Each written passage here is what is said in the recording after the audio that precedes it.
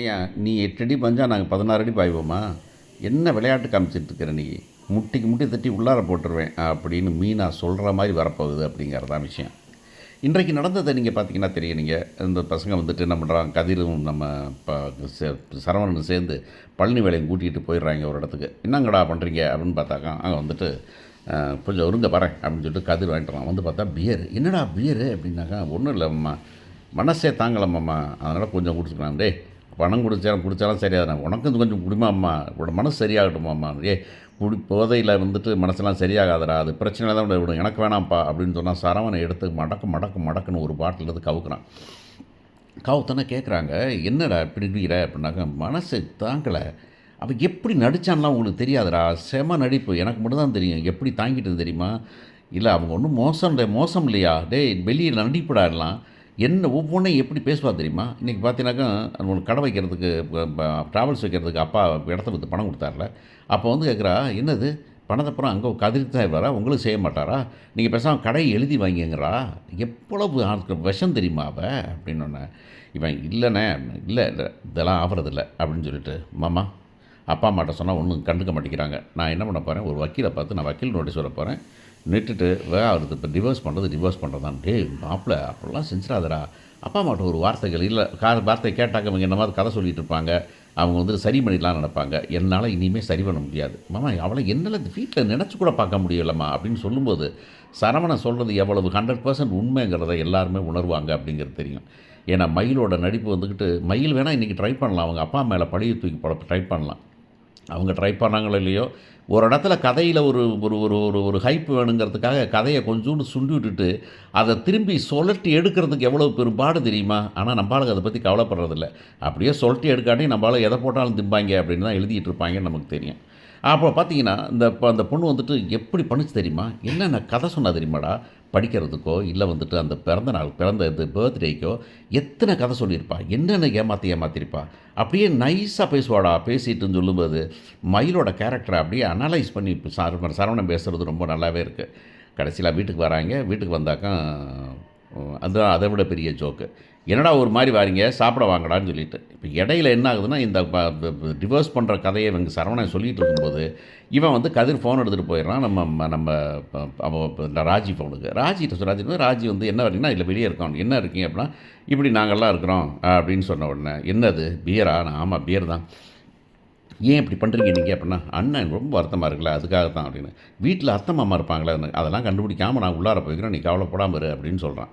இப்போ இவங்க வராங்க. வந்துடுறேன். இப்போ வராரு. வந்துட்டு சாப்பிட்லாமா அப்படின்னு கேட்குறாங்க கோமதி நம்ம பாண்டியன்ட்ட. பாண்டியன் சொல்கிறாரு, சாப்பிட்லாமா, என்ன மனசு கேட்க மாட்டேங்குது, எல்லாம் அந்த பயலை இப்படி காணாமல் சரவணன் இல்லைனாவே பயமாக இருக்குது, என்ன நடக்குமோ ஏது நடக்கும் பயமாக இருக்குது, ஊரில் இருக்கவங்க பூரா ஒரு மாதிரி கேள்வியை கேட்டுத்துறாங்க, அப்செட் ஆகிருக்கானேன்னு வருத்தமாக இருக்குது எனக்கு. எவ்வளவு வருத்தமான விஷயம் தெரியுமா நமக்கு, எவ்வளோ வேதனைப்பட வச்சுருது அந்த குடும்பமே அப்படின்னு சொல்லி பேசிகிட்டு இருக்கும்போது, இவங்க 2 பேர் வராங்க. வந்தோன்னா, என்னங்கடா அப்படின்னு கேட்டாக்கா, என்னடா டயர்டாக வரீங்க, சாப்பிட வரலையா அப்படின்னு கோமதி கேட்டேன்னா, இல்லைம்மா சாப்பிட்றேன்னம்மா அப்படின்னு. ஏன்டா? இல்லை வெளியே சாப்பிட்டம்மா. ஏன்டா சரவணா என்னடா இப்படி இருக்கிற, அப்செட் ஆகாதடா அப்படின்னு சொல்லி பேசிட்டு போகிறாங்க. அதாவது ஒரு அம்மாவுக்கு வந்துக்கிட்டு பையன் இங்கே குடிச்சிட்டு வந்தாங்கன்னு கண்டுபிடிக்க முடியலாமா, கண்டுபிடிச்சி சரிப்பா இனிமேல் இப்படி ஏற்க முடியாது, போய் படுத்து தூங்குங்க அப்படிங்கிறாங்க. உடனே அவன் போன பாரு கேட்குறாரு, என்னடா குடிச்சிருக்கீங்களா நீங்கள் அப்படின்னு. இல்லைப்பா. டேய் குடிக்கிறது பிரச்சனையெல்லாம் குடிக்கிறது தான் பிரச்சனை தீரவே தீராதுடா அப்படின்னு சொல்கிறது யார் தெரியுமா? பாண்டியன் இது வரைக்கும் எப்படி காமிச்சிருக்கீங்கன்னு யோசிச்சு பாருங்கள். மொட்டை மாடியில் ஒட்டு மொத்தமாக ஒரு ஃபுல் பாட்டில் தூக்கி உட்கார வச்சு கொஞ்சம் கொஞ்சமாக ஊற்றி குடிக்கிறாள். டைனிங் டேபிளுக்கு கீழே உட்காந்து குடிக்கிறாள். டைனிங் டேபிளில் உட்காந்து, ஏமா உங்களுக்கு ஒன்று நான் குடிக்கல ஒன்றும் பிரச்சனை இல்லையேன்னு விஸ்கியையும் பிராண்டியையும் குடிக்கிறவர் 2 பயலுக்கு பியரை போட்டு வந்ததுக்கு பேசிகிட்டு இருக்காரு அப்படிங்கிறது.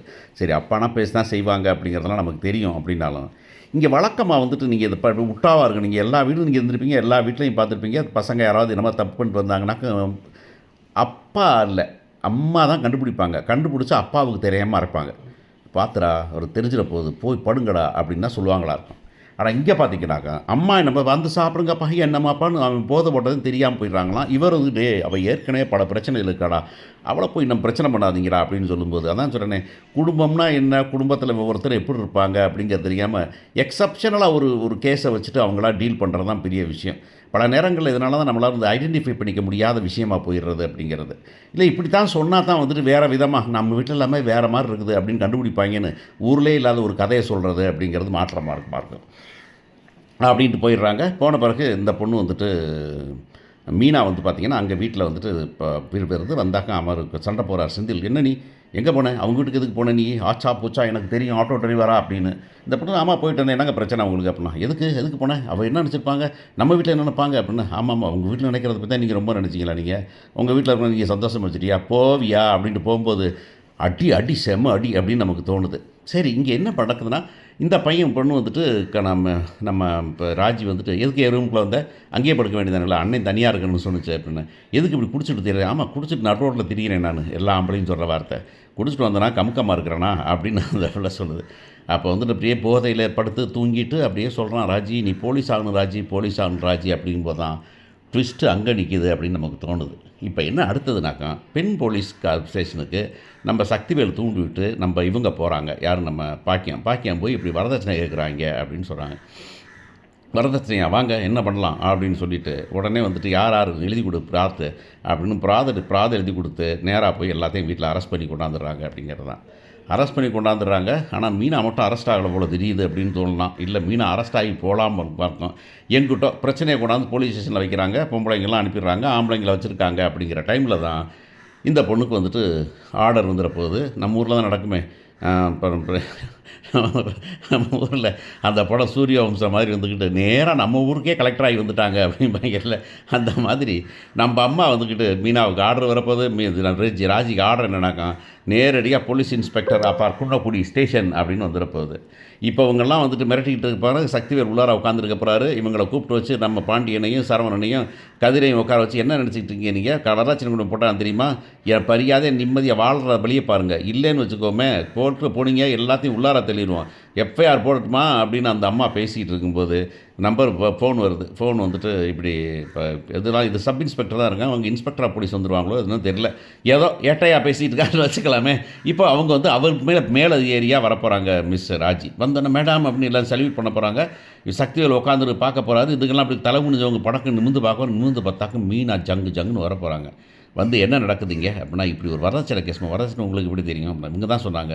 இவங்க சொன்னதெல்லாம் ட்ரூவானு ப்ரூவ் பண்ணி பார்த்துட்டிங்களா? "இல்லை, மேலேருந்து சொன்னால் கேட்டுருவீங்களா நீங்கள்?" அப்படின்ட்டு. "என்ன நடந்துச்சு? யார் வரதட்சணை கேட்டா?" அப்படின்னாக்கா பெக்க இன்னும் முழிக்க. பாக்கியம் வந்து, "இங்கே பாருமா, இது குடும்பம் வேறு போலீஸ் ஸ்டேஷன் வேறு" அப்படின்னு சொல்ல. "ஆமாம்மா, குடும்பம் வேறு போலீஸ் ஸ்டேஷன் வேறு தான்." அப்போ நான் குடும்பம் ஒன்றுன்னு நான் சொன்னேன் நான். "சரி, ஓகே, நீங்கள் இதெல்லாம் எழுதி கொடுங்க, என்னென்ன பேச கொடுங்க. ஆனால் ஒன்று, நீங்கள் சொன்னது தப்புன்னு ப்ரூவ் ஆச்சுன்னு வச்சுக்கோமே, அப்புறம் உங்களை தூக்கி தான் உள்ளார போட வேண்டியிருக்கும். யாராவது சொல்கிறத கேட்டுக்கிட்டு ஆடிடலாம் நினச்சிடாதீங்க நீங்கள்" அப்படின்னாக்கா ஆடி வணங்க போகிறாங்க. மரியாதையாக நீங்கள் கேஷை வாபஸ் வாங்கிட்டு போயிட்டீங்கன்னா உங்களுக்கு நல்லது. இல்லை, நீங்கள் கொடுத்த அது பூரா பொய்ன்னு ப்ரூவ் ஆயிடுச்சுனாக்கா, ஏன்னா பொய்ன்னு ப்ரூவ் பண்ண எனக்கு முடியும். ஏன்னா எப்படி அதுக்கு ப்ரூஃப் இருக்குது அப்படிங்கிறது எனக்கு தெரியும். நீ நகை பொய்யா இருக்கட்டும், பர்த்டே பொய்யா இருக்கட்டும், எல்லா பொய்யையும் நல்லா சொல்ல முடியும். அப்போ என்ன பண்ணுவீங்க அப்படின்னு கேட்கும்போது சக்திவேலும் பாக்கியமும்